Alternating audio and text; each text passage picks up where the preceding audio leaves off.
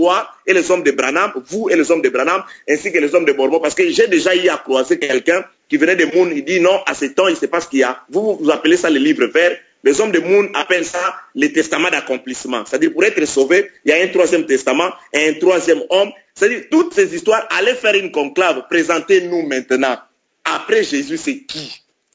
Faites une conclave là-bas. Et je te dis, frère, ce n'est pas le fait tout simplement. Tu as avalé des choses que tu n'as pas compris. Je te demande de continuer si tu veux. Mais reprends la Bible, hein, même en cachette.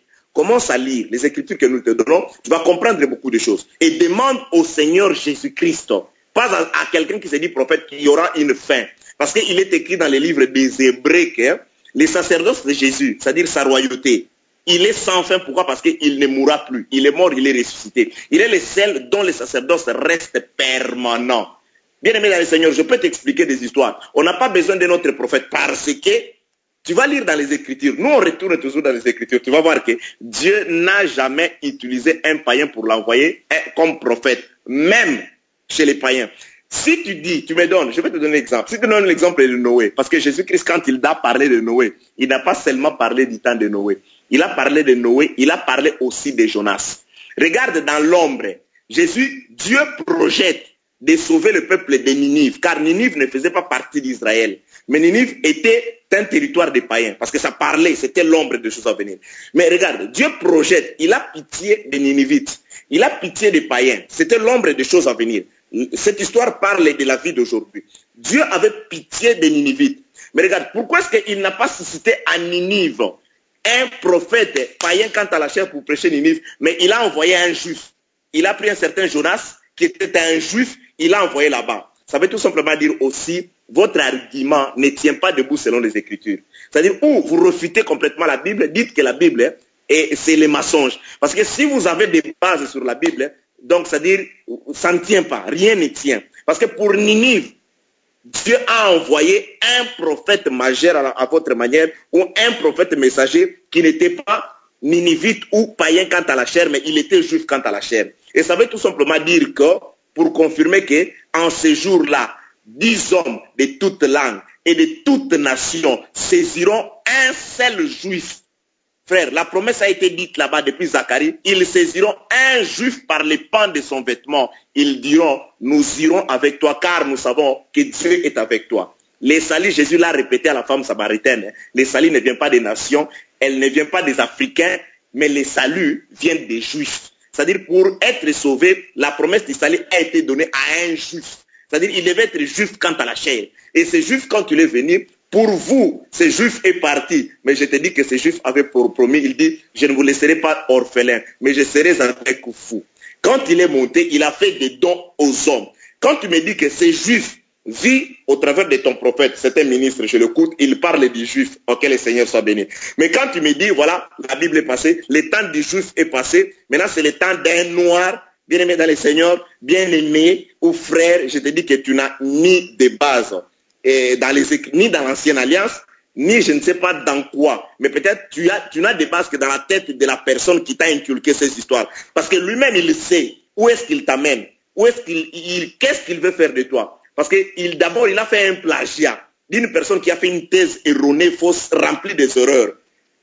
Je ne sais pas, par la grâce du Seigneur, nous avons quand même trouvé grâce de pouvoir comprendre les Écritures. Nous serons là capables de te contredire de n'importe quelle manière. Le problème est que tu ne crois d'abord pas à la Bible. Mais je sais que si tu es un enfant de Dieu, parce que ça ne dépend pas de moi, tu vas aujourd'hui comprendre qu'il se passe que ce que j'ai avancé comme argument, que Dieu serait un monstre s'il prophétisait par 2 prophètes. En tout cas, cet argument ne tient pas parce qu'il y a dans les Écritures les temps où Dieu a prophétisé par 2 prophètes et un temps viendra où Dieu prophétisera par 2 prophètes. Donc, il n'est pas un monstre. Bon, voilà, Josué avait son message. Il y a des Écritures qui montrent que Josué est venu avec le message de Moïse. Le peuple ne sera pas jugé selon la parole de Moïse. Il y a les Écritures qui montrent que le message de Moïse a transcendé jusqu'au temps de Jésus-Christ.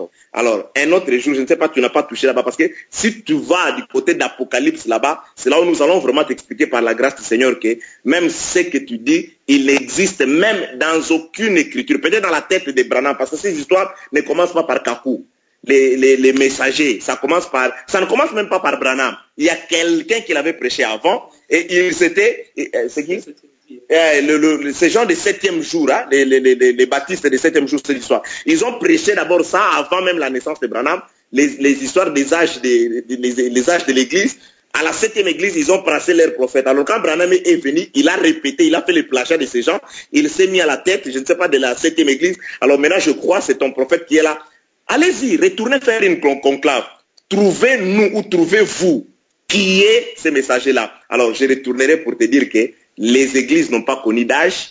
Et quand on dit les anges, les temps nous manquent, mais je t'appelle à suivre nos émissions, à suivre cette radio. Tu auras l'explication de la parole. Si tu ne veux pas lire, tu auras l'explication de passages d'écriture. Le Seigneur va t'aider à comprendre réellement. Tu ne seras pas comme Israélite. Tu ne vas pas le repousser. Ce n'est pas en criant, voilà, les pentecôtistes, je ne sais pas, les dénominationnels, vous irez au feu, que cela montre que toi tu vas au ciel où tu as la connaissance des Écritures. Non.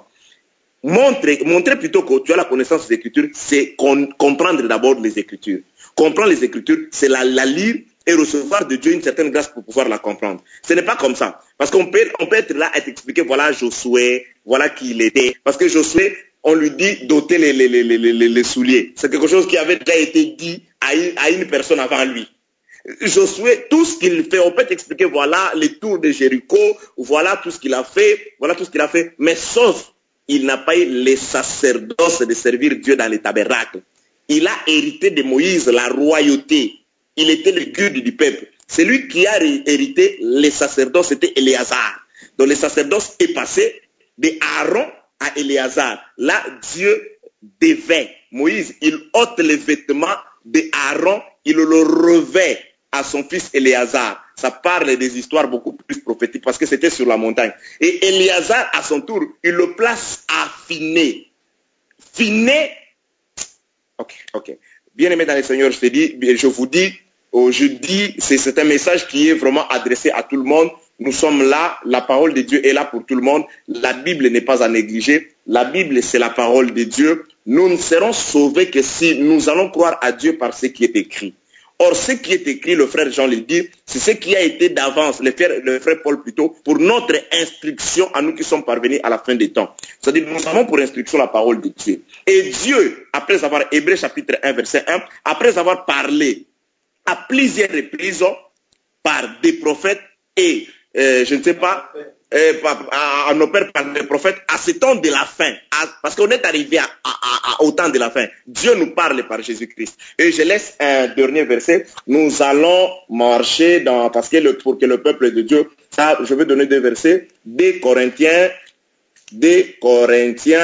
c'est un verset connu, chapitre 11, il est écrit, 2 Corinthiens, Paul dit ceci. Oh, si vous pouvez supporter de ma part un peu de folie. 2 Corinthiens chapitre 11, je commence au premier verset. Mais vous me supportez. Car je suis jaloux de vous d'une jalousie de Dieu. Parce que je vous ai fiancé à un seul époux. Quand Paul présente l'époux auquel le peuple est fiancé, ici Christ est déjà mort. Ici Jésus-Christ, quant à la chair, il est déjà mort. Mais il présente au peuple qu'il les a fiancés à un seul époux qui est Jésus-Christ. Je descends pour vous présenter à Christ comme une vierge pure. Pas pour nous présenter à un prophète parce qu'il est noir, parce que normalement l'Asie ou je sais pas, le soleil, non. Il nous a fiancés à Christ pour nous présenter à Christ. Il n'y a du salut qu'en Jésus-Christ, il descend. Toutefois, verset 3, toutefois, de même que les serpents séduisit Ève par sa ruse, je crois que vos pensées ne se corrompent et ne se détourne de la simplicité à l'égard de Christ. Ne se détourne de la simplicité à l'égard de Christ pour croire aujourd'hui que voilà, le temps de Jésus-Christ est passé. Nous ne serons pas jugés selon le message de Christ. Bien-aimés, écoutez cet avertissement. Croyez en la parole. Galates chapitre 1, versets 7 et 8. Si quelqu'un, même un ange du ciel venait, vous annoncez un autre évangile que celui que nous vous avons prêché. Quand on parle d'ici, c'est le frère Paul qui parle, lui et les autres apôtres. Quand quelqu'un, il vient vous prêcher un autre évangile que celui que nous vous avons prêché, que cette personne soit anathème. Voilà ici, Paul dit, toutefois, de même que le serpent séduisit Ève par sa ruse, je crois que vos pensées ne se corrompent et ne se détournent de la simplicité à l'égard de Jésus-Christ.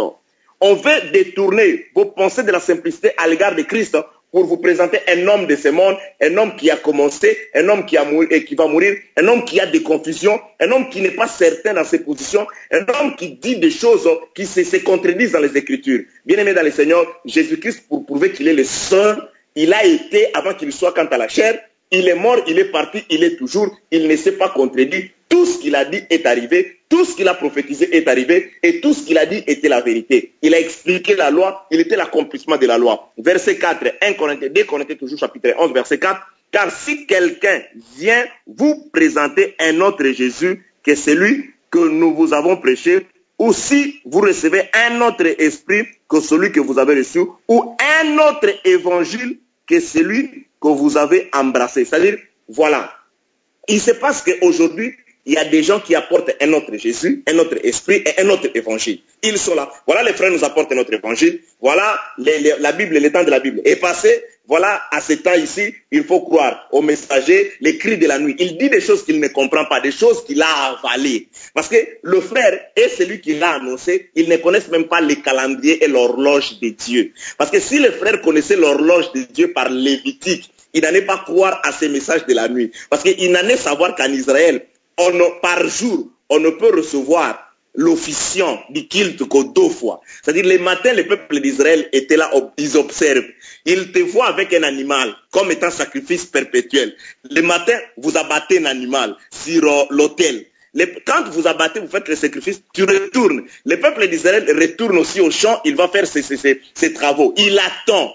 C'est-à-dire, si à 12 heures, il voit quelqu'un d'autre se présenter avec un agneau, mais qu'est-ce que tu fais avec l'agneau? Non, voilà, c'est l'offrande perpétuelle. Le peuple d'Israël va te lapider. Le peuple va te lapider. Parce que le peuple sait que par jour, il n'y a que 2 prophètes il n'y a que 2 officiants. Il n'y a que 2 sacrifices perpétuels. Le premier sacrifice qui se fait le matin et l'autre sacrifice qui se fait le soir. Le premier sacrifice qui se fait le matin, il reste sur l'autel jusqu'au soir. C'est au soir qu'on vient offrir un autre sacrificateur qui va remplacer, qui va prendre la place du sacrifice du matin, et ce sacrifice restera sur l'autel jusqu'au matin, jusqu'à ce que l'autre sacrificateur puisse venir. Et nous savons que Dieu a parlé au peuple, selon Jérémie chapitre 24 et 25, depuis le matin. Donc celui qui a amené les sacrifices du matin, c'était Moïse, l'officiant du culte du matin. Il a offert à Golgotha. Et ce sacrifice est resté jusqu'au soir. Et quand ce sacrifice est resté jusqu'au soir, c'est alors qu'un autre officiant est arrivé le soir, Jésus-Christ, avec les sacrifices et les sacrifices de son corps. Maintenant, nous sommes là la nuit, nous observons et nous mangeons, nous conservons, nous regardons les sacrifices du soir.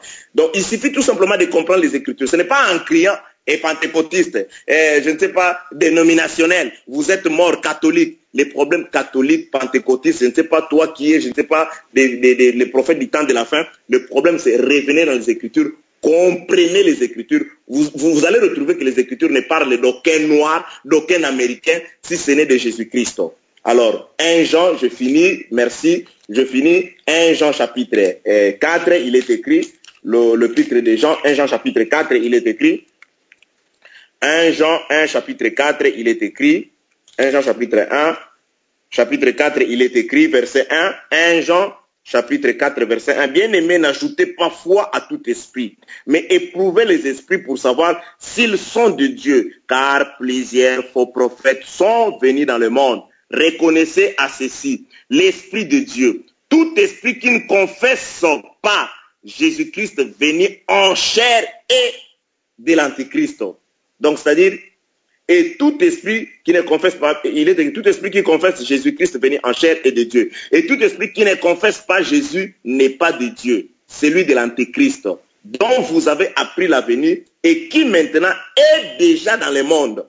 Attention, il y a des esprits qui ne confessent pas Jésus, il y a des gens qui disent voilà, le temps de Jésus est passé, le temps maintenant de la Bible est passé. Bien aimé, le temps de Jésus ne passera pas, parce que s'il faut rentrer dans Daniel, vous allez voir que la domination de ces rois-là ne passera pas.